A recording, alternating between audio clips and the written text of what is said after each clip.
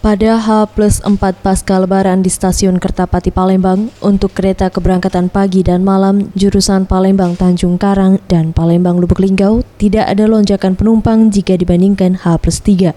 Namun bila dibandingkan tahun lalu, terjadi lonjakan sebesar 4% atau sekitar 55.000 jumlah keseluruhan penumpang arus balik keberangkatan tujuan Palembang Tanjung Karang dan Palembang Lubuk Linggau.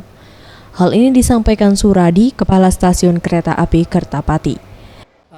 Untuk penumpang hari ini ya, keberangkatan hari ini baik pagi yang ekonomi AC tujuan Lubuk Linggau maupun tujuan Tanjung Karang, dan malam ini yang tujuan Lubuk Linggau dan tujuan Tanjung Karang tidak ada ya lonjakan yang berarti.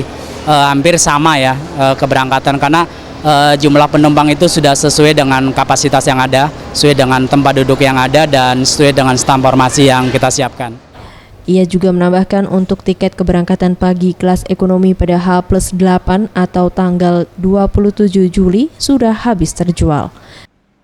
Reza Rinata, Sriwijaya TV.